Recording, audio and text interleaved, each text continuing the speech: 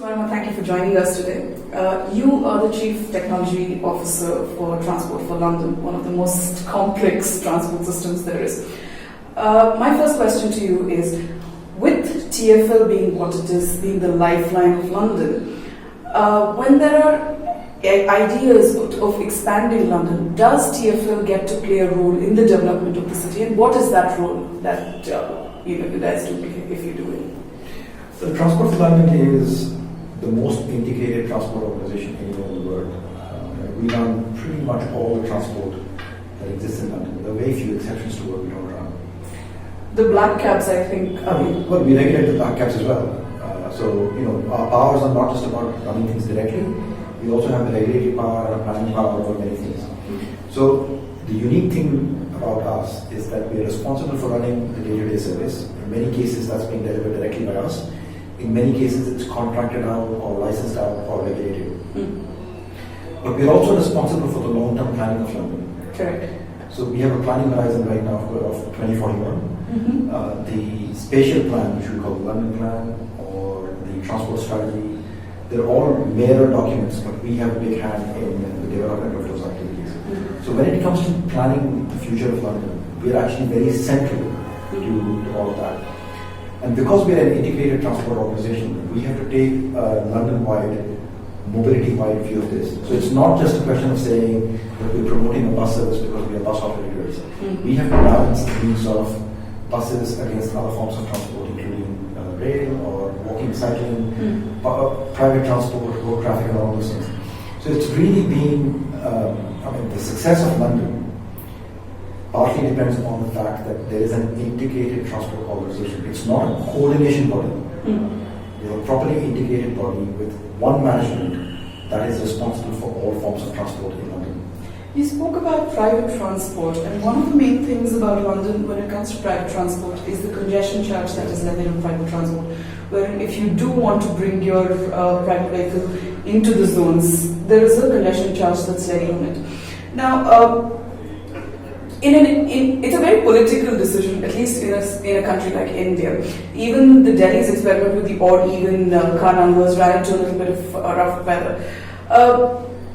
How do we enable such interventions in a country like India, which does not have an integrated transport system largely? Policies like congestion charge are not easy to implement. And I'll tell you, they were not easy to implement in London either. When was this implemented in London? The congestion charge came in 2003. Okay. It's been working very successfully now for 16 years. Right. So you have to look at the background for why did the congestion charge come in and how was it implemented. So, please don't assume that these things are politically easy in the UK either. They're equally difficult there. First thing is that we have an extensive public transport network, and most people take the public transport network to the area of work that covers the congestion charge area. So that's the first starting point. The second is that in terms of policies to moderate the demand of private cars, there were already many policies in place, starting with parking.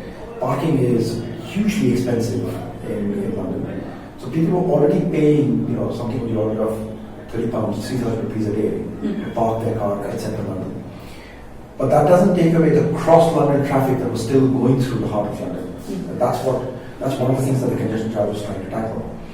So, the congestion charge was landed in an environment where there was already acceptance of the idea that people should be using public transport. Second thing is, the huge advantage that came from having an integrated transport body is that we manage the traffic, we're responsible for managing the traffic. We're also one of the heaviest users of the road space with our buses. Right. So buses don't take up too much road space. In fact, they take very little road space. But they carry a disproportionate number of people. They're high density forms of transport, yeah. And if you're looking at improving the efficiency of the use of road space, then you should be encouraging buses.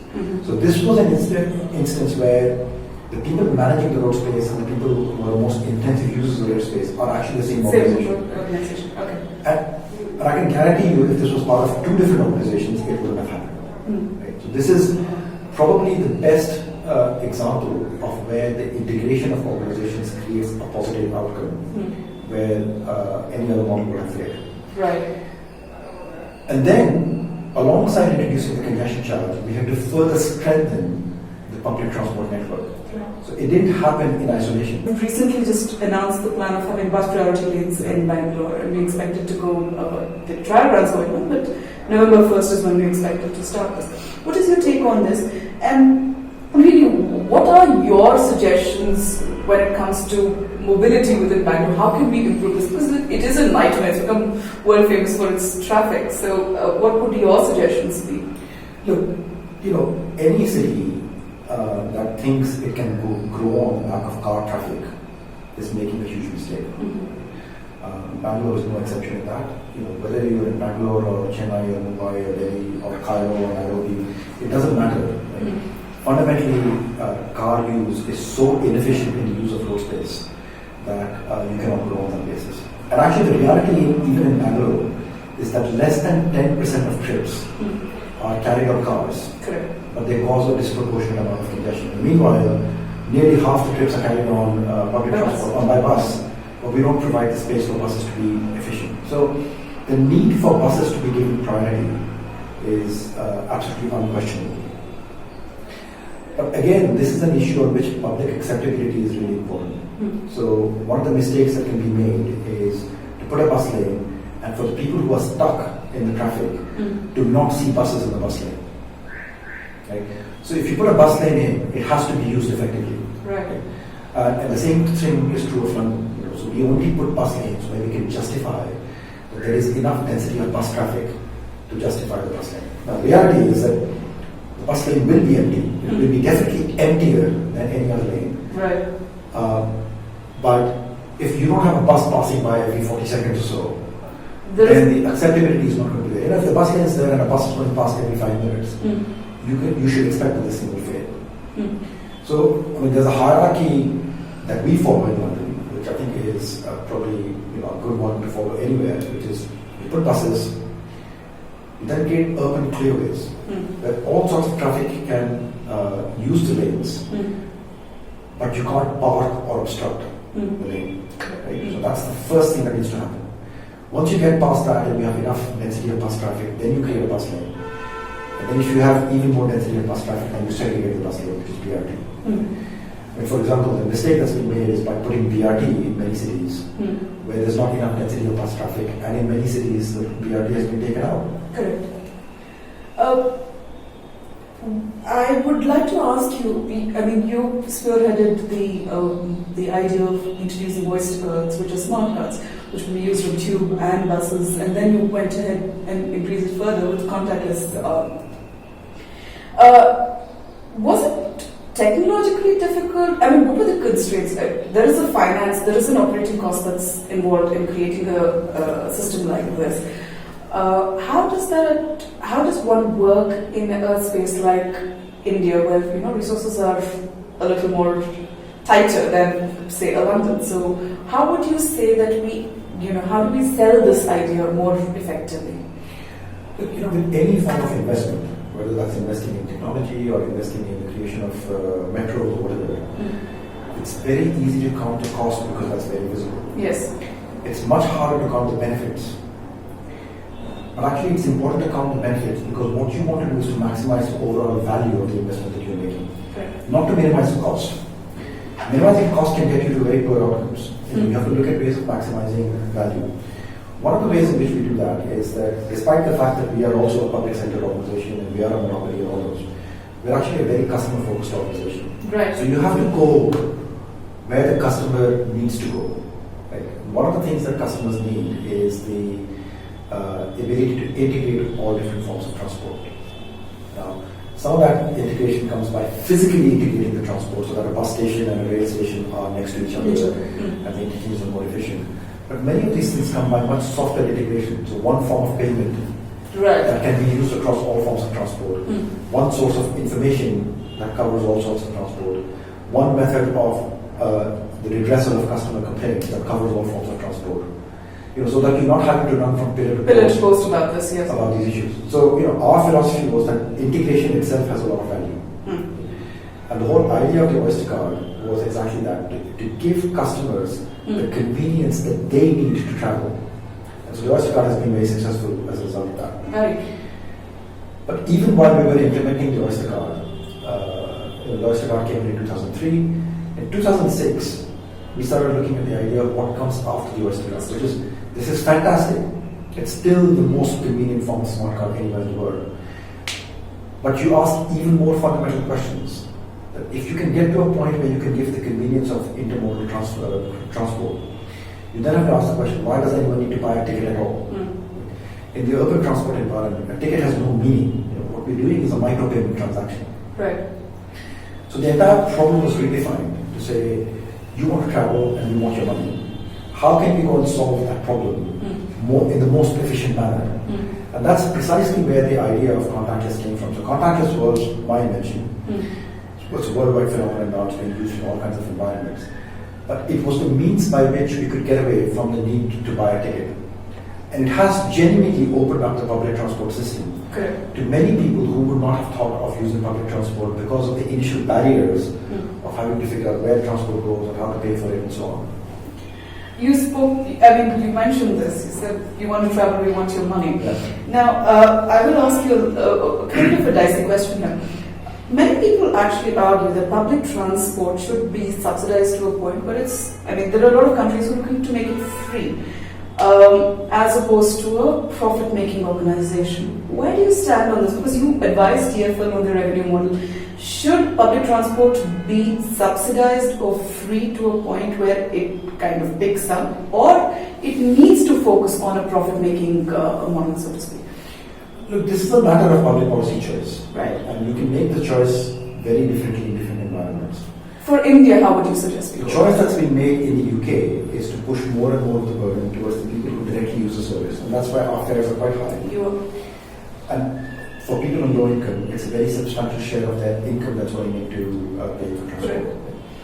But equally, the alternatives, which is to use a private car, have been very expensive as well. So that's why, despite the fact that the transport cost is high, people still carry on using it because the alternatives are even more expensive. And it means that the level of government support in terms of taxation for public transport is smaller. You can make a very different choice. You can make a choice where everything is cheap, including private transport. Parking is also free, and everything's free, and buses are free. It's going to be chaos. But the problem there is that you're not able to direct people to the right form of transport. Right. So, for example, one of the things that needs to be fixed is parking. Now, to give you an analogy, the government doesn't provide free housing for anyone. You and I don't get free housing. People who work in for the government sometimes get housing, supposedly free housing, but that's part of their terms of employment. The only people who get free housing are people in prison. Right? Yes. But we provide free housing for cars. Right. Cars are able to go and occupy public land without paying for it. So how have we ended up in a situation where the only free housing provided by government is for cars? Okay. Right? That's the way to look at it. Right? Why do we think we have a right to go and park our car anywhere and occupy public land? Whereas if you get in a bus, you have to pay for it. Correct. Right? So these are the things that need to be corrected. And provided that the question of the relative cost of these transport models is looked at comprehensively with a very similar lens, then it doesn't matter whether everything is expensive or everything is cheap. Right? But there has to be some consistency in meeting the objectives that you have tried to set out.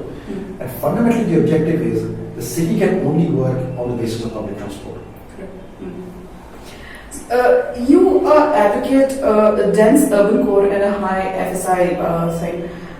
Do you think Indian cities, by and large, should start looking at vertical growth the way things are going as we stand today? There's one thing to realize here, that cities exist for only one reason. Cities exist to allow economic interaction to happen more efficiently than if it was spread across rural areas. That's the fundamental core purpose of cities. And since time immemorial, since the dawn of civilization, the function that cities have performed is to allow face-to-face interaction. So face-to-face interaction can only happen if you are able to put people within proximity of each other. It doesn't happen if you have Whitefield and Electronic City sitting 40 kilometers on the other side of the city, and 40 kilometers is 40 kilometers, but 40 kilometers is also 4 hours. Yes. Right? So Whitefield and Electronic City are both technically in Bangalore, but for all practical purposes, they could be in Bangalore and Mumbai because you can probably get to Mumbai faster. You can. Right? So, we have to think about not this question of which plot of land should be developed for what purpose. We have to look at the economic future of Bangalore as a city. And the model of development that has been followed by pretty much every city in India is to try and distribute the demand. Correct. Right? Because the assumption is if you distribute the demand, there's less congestion. Congestion is not caused by density. Congestion is caused by poor planning. The only thing that density produces is higher productivity. And we are actively destroying productivity in our country. Because there's a lot of time lost on travel. Like Exactly. Okay. Right? And there is no way that you can make travel efficient if you distribute travel. Because eventually, if you distribute travel, then you rely upon the road network, and you rely principally upon private cars. That is essentially the problem that Bangalore is facing. By contrast, if you look at any city that works efficiently, and London is one example of that, but you could equally look at Paris or Hong Kong or Singapore or Tokyo. Even in New York? Even New York to a large extent. To a large extent, yeah. They all have one unifying characteristic, which is they have a very small, Correct. very dense, very dense core area that is fed by rail from all sides. Right? Because you can't serve that density of traffic by any means other than rail. Right? So the idea is to create a very dense urban core, which is where the productive businesses go. Right. The sort of businesses that need that face-to-face interaction. You feed that by rail, and then there's a large hinterland around it, which is where all other types of businesses will go. So in London, for example, a third of the employment of London is in the dense urban core. But zone 1 and zone 2 essentially. So zone 1 essentially. Zone 1 essentially, yes. And in terms of land area, that central core is only about 1.5% of the total land area of London. Right? So 1.5% of the total land area, third of the employment. 2/3 of the employment is still outside.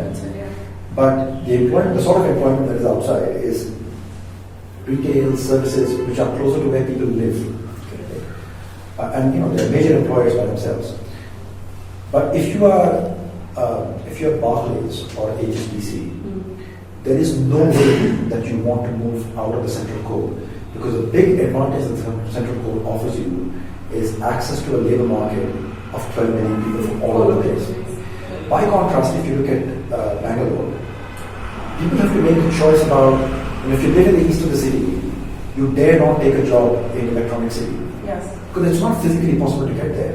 So despite the fact that Bangalore is a city in name, it is not a city in practice. What it is an overlapping combination of villages. And, yes. And that is how we're destroying productivity. So the idea of having a dense urban core is something that is unavoidable if we don't want to be in a situation where we're always trapped into productivity. My last question to you is about creating new lines, creating new infrastructure. The most recent addition to London was the Crossrail. With the lessons that you learned from the Crossrail or the Elizabeth line, what would you suggest are the most important key features that one needs to keep in mind when you're planning a new project of such large scale? Well, I ran Crossrail during the planning phase, so yes. I'm well familiar with all the things that were done. Let me repeat a point that I made earlier, right, that it's very easy to look at the cost of an investment and ignore the benefit that that investment can make. Actually, what you have to do is to look at the value from that investment and optimize the value. So in the case of Crossrail, it was very clear, in fact, it became clear through the process of asking the question about why we're building Crossrail, that the fundamental purpose of Crossrail was to improve the density of London, increase the density of London, and allow businesses to grow even further. But you have to do it by causing the minimum amount of pain. You have to balance all these things. For example, Crossrail is an entirely underground line. Yes. Right? So it doesn't create the visual intrusion or the street level disruption that an elevated railway would create. Elevated railways are cheaper, there's no doubt about it. But they're cheaper because you're passing on the cost and the hassle of building that railway to the general public. And if you look at the Bangalore metro, for example, or indeed the Delhi metro, you can carry on disrupting the city for the next 30 years which is the entire working life of many people. Right? Correct. What makes you think that that's the right answer? So, in the case of metros in India, the thing that we have to be clear about is what is the problem that we're trying to solve by building a metro? Because metros derive value from increasing density of the urban core. That has not happened in Bangalore. The metro has not changed land use at all. Elevated metros divide cities, they create vertical separation between different areas and so on. So, we have to be clear about a lot of these parameters. Building cross-train was not easy. London is just as congested below the ground as it is above the ground. Finding a corridor to take a straight tunnel underneath London is really difficult because there are existing tube lines and many other types of infrastructure. Plus the built-up area on top. The built-up for any building that's been built in the last 30 years has deep foundations. So you're having to always sort of weave through deep foundations and so on. These are the things that need to get planned, and they need to get planned now. They need to get planned now. If you can give me 4 points for planning transport for any Indian city, just 1, 2, 3. This is the first one, the second, and the third. Could you give me a checklist? Let me start from the problem statement here. If you think that Bangalore is difficult because of its traffic and all those things today, just imagine what Bangalore will look like when it has twice as many people, which is what is projected for the next 20 years. Correct. Right? If you think life is difficult today, it's twice as many people, this city will be a much more difficult place to be. Quite how we expect to absorb another 9 million people in the city is beyond me. So start with that. And if you think you've got 20 years to solve that problem, let me tell you it takes 20 years to find a solution to it. Yes. So we've got to start from the question of finding a solution to that problem today. The solution lies in looking at the economic future of Bangalore and designing a city that can meet that economic future. The thing that is missing from Bangalore, as it is missing from any other Indian city, is the dense urban core. Clearly the answer starts in much better land use planning. Right. And the recreation of an urban core that allows high density traffic to happen, because that's the way you can serve the needs of the city better. The question of mobility only comes after that.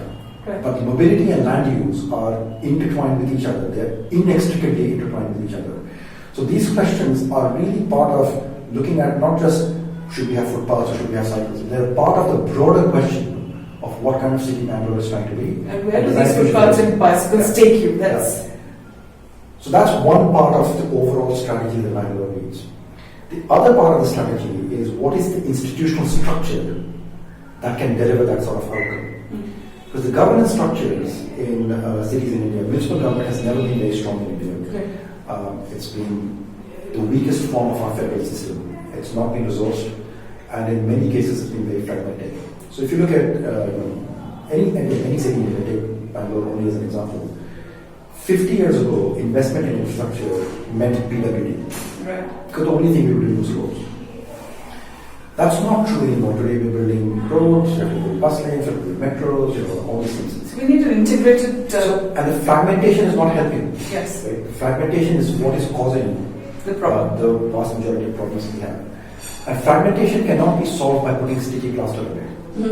If you look at Transport for London as an example, Transport in London has existed for 200 years. But Transport for London is an organization that is now only 20 years old. It's not even 20 years old, it's only formed in 2000. And it's a very substantial change to the form of local government. Correct. Right? The creation of a mayor of London who has responsibility for all of that area, the creation of an integrated transport body that has responsibility for all forms of transport, means that there is one integrated body. And there's accountability. That is responsible, also accountable. Because today, if you ask the question, people are frustrated about the mobility in Bangalore. But if you ask the question, who's in charge? You cannot answer that question. And until you can answer that question, you can't hold anyone to account.